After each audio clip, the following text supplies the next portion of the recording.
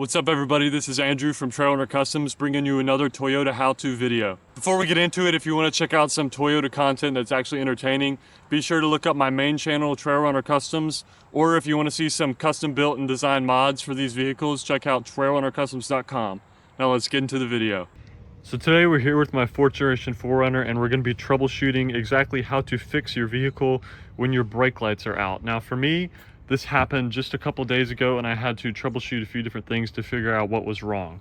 Now, first, you want to take a look at the brake lights themselves. If all three of them are out, being the left, the right, and then the third brake light up top, if all three of those are out, then it's probably not a bulb issue, so you're going to have to move to investigate further. If only one of those is out, it's most likely going to be a bulb issue, and that is a pretty easy fix. So let's go ahead and assume that it's not a bulb issue and that all three of them are out. Now, if you haven't been messing with any electrical, if they just all randomly went out, then your number one suspect would be this brake light switch right here, of which I have a video on how to replace. But this, of course, is in the brake light circuit, and when you press the brake, it hits the switch and therefore turns on the brake lights. So if this is not working, then of course none of the brake lights in the back are going to come on, and even the car might go into a safety feature where you cannot shift out of park. There might even be some lights on the dash. So that is probably your number one suspect if you haven't been doing any electrical.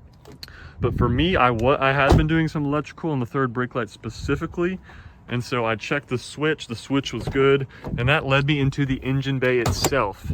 Now within the engine bay, there are two things we're taking a look at, both in the fuse box on the right hand side. I went ahead and removed the cover for convenience, but the first one is this stop fuse, 10 amp stop fuse right here. And then the second one is this stop control here. This is almost always going to be the problem, but go ahead and check that if that's not the issue. For me, this was the problem.